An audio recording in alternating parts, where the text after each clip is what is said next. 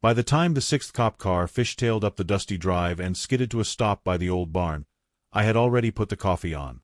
Red and blue lights cut across the weathered boards of the 100-year-old Mercer family farm, flashing over the faded sign my great-grandfather had painted by hand.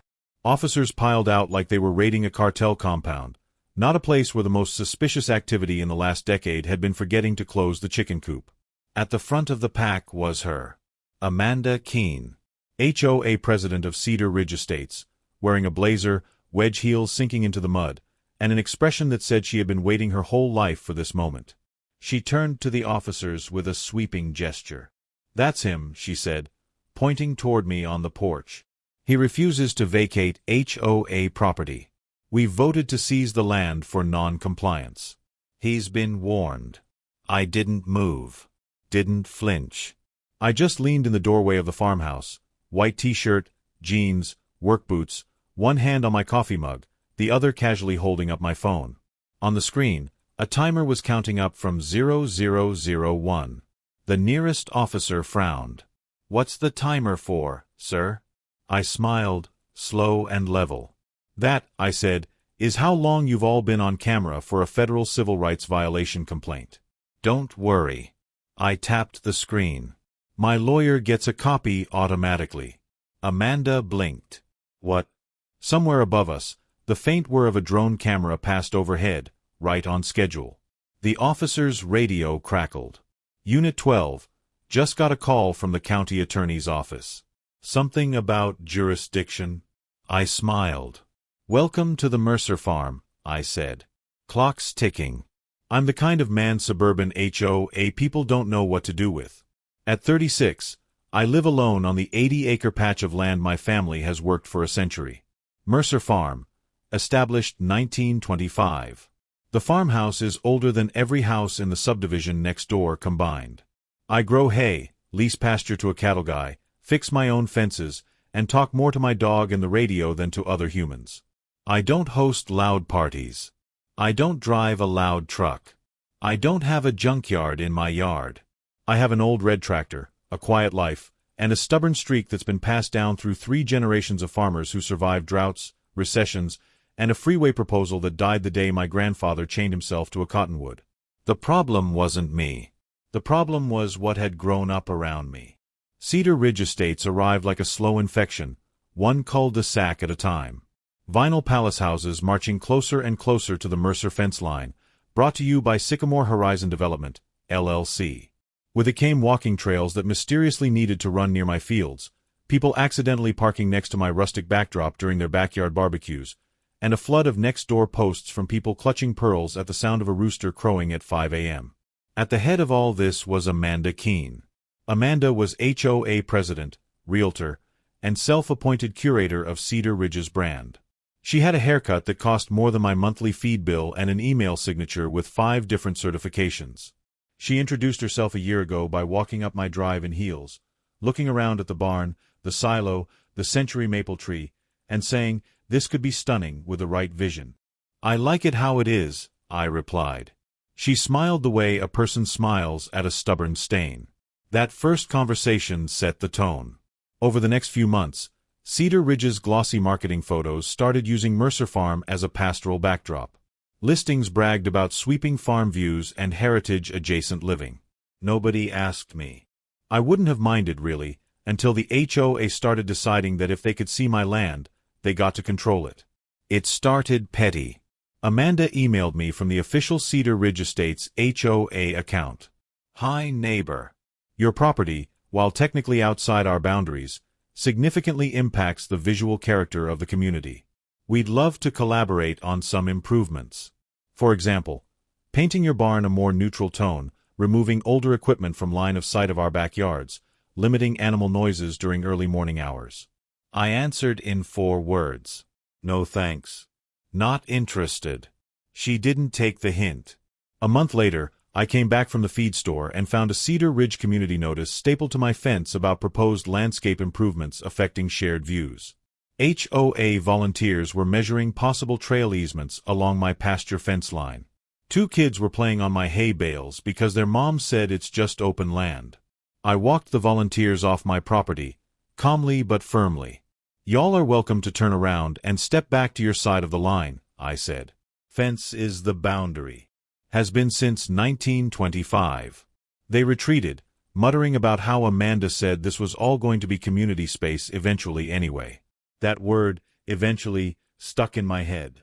Then came the letters. First, from the HOA. Cedar Ridge has voted to incorporate the adjacent open acreage into the Cedar Ridge Amenities Master Plan. Then, from Sycamore Horizon Development, LLC. We represent entities interested in acquiring your land for integration into the Cedar Ridge community, including a clubhouse, pool, and expanded trail network. Then, from Amanda herself, stepping out of a Lexus at the end of my drive, holding a manila folder. It's really a win-win, she said, all sugar. We can offer well above agricultural value. You can move somewhere more appropriate. Suburban buyers don't want to look at tractors forever, you know? I leaned on the fence. Not selling, I said. Her smile thinned. You'd be wise to consider it. Communities evolve. You don't want to be the one holding things back. Been holding this place up just fine, I said. Not selling. That's when the pressure turned from annoying to aggressive. Cedar Ridge's newsletter started running little pieces about eyesore properties and uncooperative landowners. Residents began making complaints to the county about agricultural smells and tractor noise, on a farm that predated their subdivision and was fully zoned agricultural. Amanda started referring to Mercer Farm in meetings as the holdout parcel. Then I found out she'd gone to the county planning board with a glossy PowerPoint titled Cedar Ridge Expansion, converting underutilized land into community value. Half the slides showed photos of my farm. No permission. No pixelation. Amanda assumed this was all inevitable. Suburbs encroach, farms fold, HOA wins. What she didn't know was that Mercer Farm was not just any old piece of dirt on a map. And I was not nearly as alone as I looked. The big mistake came in the form of a zoning hearing. Amanda, acting as Cedar Ridge HOA president and community representative, filed a petition with the county to rezone and annex the Mercer parcel into the Cedar Ridge Planned Unit Development. On paper, it looked like a done deal. Drawings of future clubhouses and pickleball courts, a community garden where my hayfield currently sat, and a carefully vague note about negotiations with the current occupant. You could tell she'd practiced saying occupant instead of owner. I found out not because Amanda told me, but because the county was required, by law, to send me a notice as the titled owner. I read the packet at my kitchen table, jaw tightening with each page.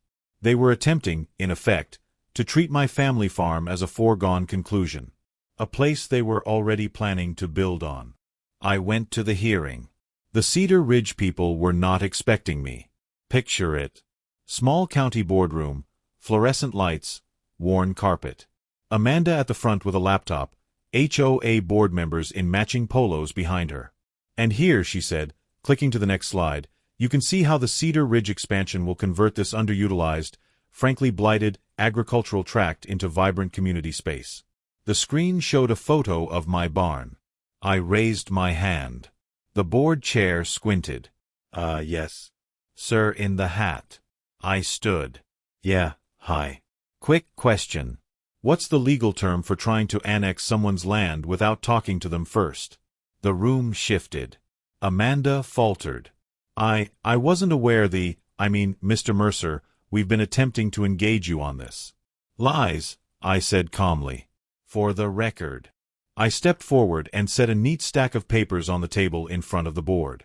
Copy of my deed, Mercer Farm, 1925, with updated transfers.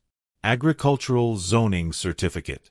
A conservation easement recorded by my grandfather 30 years ago. And a letter from the State Department of Agriculture designating Mercer Farm as a protected century farm heritage site. Amanda hadn't bothered to check that last part. The conservation easement was clear. This land was to remain agricultural in perpetuity. Not a suggestion. A legal restriction, backed by the state and reinforced every time my family renewed the status. And one more thing, I added, sliding over another document. Here's a letter from the state AG's office acknowledging my complaint about Cedar Ridge using my property in marketing materials and attempting to misrepresent its future availability to potential buyers. That's being reviewed now. The board chair looked like he wanted to be literally anywhere else. So, to clarify, he said slowly, you're not selling. And your property is under a state-recognized conservation easement. Correct, I said. Amanda's voice pitched up. This is completely inappropriate. The HOA has rights. Our covenants. The county planner, who had been quiet until then, spoke up. Cedar Ridge has no jurisdiction over Mercer Farm. It was never platted as part of your subdivision. This petition is not viable. Translation: dead. It should have ended there. But ego is a hell of a drug. After that very public embarrassment, Amanda didn't back off. She doubled down. She started telling residents, and more importantly, the local police, that I was dangerous, unstable, possibly armed, and illegally blocking community access.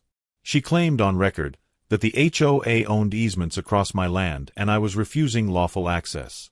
None of that was true. But it was just plausible enough to get patrol cars interested. That's how, one bright Wednesday morning, I stepped outside with my coffee and saw 6 cruisers turning up my drive behind Amanda's Lexus. She had called for assistance enforcing HOA rights. She had just made this a civil rights problem. And I had been planning for exactly that. The thing about quiet farm guys is people assume they don't understand technology or law. That's cute. In the weeks after the zoning hearing, I had installed 3 discrete security cameras at the gate, barn, and porch.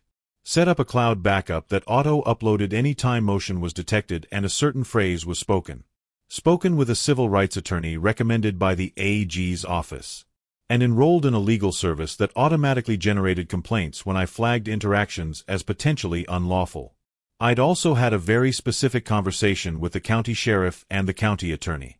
If the HOA calls you about me, I'd said, call the county attorney first. This is private agricultural land under conservation. They have no easement, no right of way, no authority here. Both had agreed. I got that in writing. So when Amanda marched up my porch with 6 cop cars behind her, waving a folder and talking about seizure and non-compliance, I didn't panic.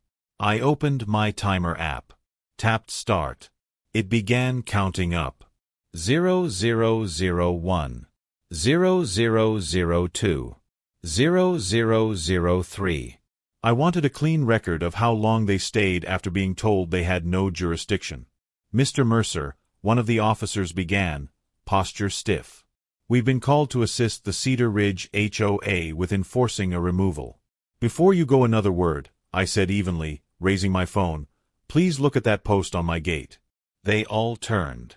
Mounted on the gate post, laminated and very official, was a letter from the county attorney's office.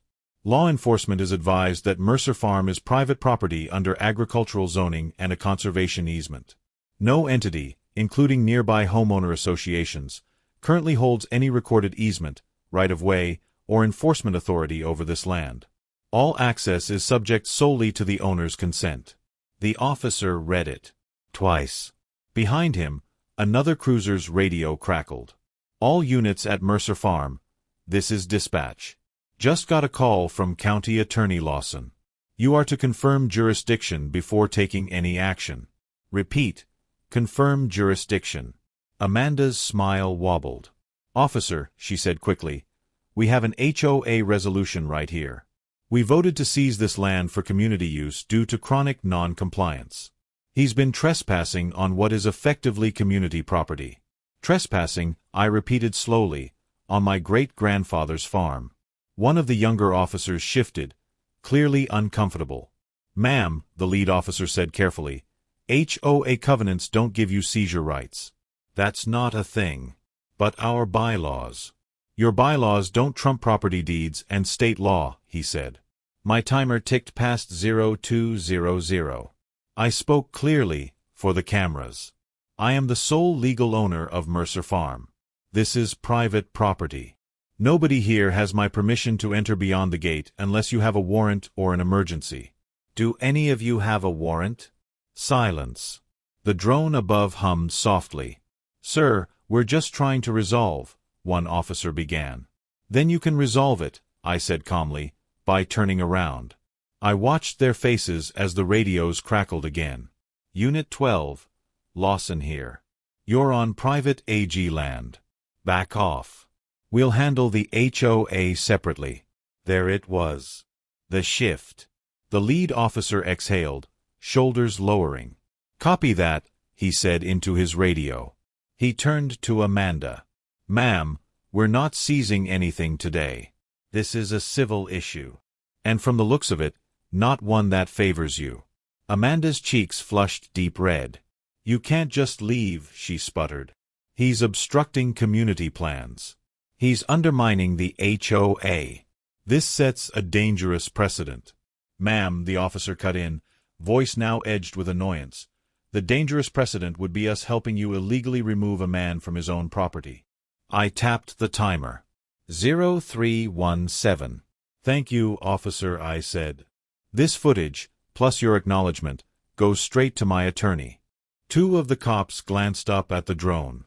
Is that live? One asked. Yup, I said. Streaming to the cloud and a nice little folder at the AG's office labeled Cedar Ridge HOA Overreach. Amanda's face went from red to a kind of ashy gray. Because that part she'd not accounted for at all. The fact that while she'd been obsessing over bylaws, I had quietly escalated this to the level of people who actually write laws. The fallout hit Cedar Ridge like a summer storm. First came the letter from the State Attorney General's Civil Rights Division. Residents got a copy in their mailboxes. So did the HOA board. We are investigating allegations that Cedar Ridge Estates HOA, through its officers, attempted to interfere with the property rights of a neighboring landowner by misrepresenting its authority to law enforcement and county officials. Key phrases included abuse of perceived authority, pattern of harassment and misrepresentation, and potential civil rights violations. Then came the county's move. The county attorney called a public meeting to discuss misuse of emergency services for civil disputes. I did not speak. I didn't have to. They played the edited video. On the projector, 6 cruisers rolling into Mercer Farm, Amanda striding ahead, calling it HOA property, officers reading the posted letter, radios crackling, and the key line clear as crystal. HOA covenants don't give you seizure rights. That's not a thing. The clip where Amanda said, "We voted to seize this land," got replayed 3 times. Half of Cedar Ridge was there. Phones were out. Whispering rippled through the room like wind through corn. Someone in the back muttered, "She told us the county was on board with expansion." Oops. The county commission, clearly done with the HOA drama, voted that night to formally reprimand Cedar Ridge HOA for misusing law enforcement, prohibit them from presenting any annexation or rezoning proposals involving other people's land without written owner consent, and send a friendly little packet of findings to the AG's office and the state's HOA regulatory unit. The hammer fell in stages. The AG's office entered into a consent agreement with Cedar Ridge. Hefty fine, mandatory board training, and independent legal oversight of any further enforcement actions. My civil attorney filed a lawsuit alleging harassment, defamation, and intentional infliction of emotional distress. The sheriff's office added a note to their system. Calls from Cedar Ridge HOA about Mercer Farm were to be treated as non-emergency civil matters and referred to the county attorney. But the real karmic jackpot came from the HOA's own insurers. When the liability carrier saw the video of their president summoning 6 cop cars to seize land they didn't own, they freaked out. Premiums skyrocketed. Coverage for board member misconduct got narrowed overnight. And the insurer informed the HOA that if they wanted continuing coverage, certain board members would have to be removed. Chief among them, Amanda Keene. She tried to power through. Tried to frame herself as the victim of a smear campaign by an uncooperative landowner. It didn't work. Not after the county published a polite little FAQ on their website titled "What HOAs Cannot Do," no matter what your bylaws say. Question number 1. Can an HOA seize or annex land it doesn't own? Answer, an emphatic no, with a link to the Mercer case as an example. Amanda's fall wasn't dramatic in the handcuffs and sirens way. It was slower. More administrative. She was removed as HOA president in a special election. Barred from serving on the board under the terms of the AG's consent agreement. And quietly dropped from her real estate brokerage, which didn't love being associated with that lady who tried to seize a centennial farm and got the AG involved. Word spread fast in realtor circles. Clients started asking, "You're not like that Cedar Ridge woman, right?"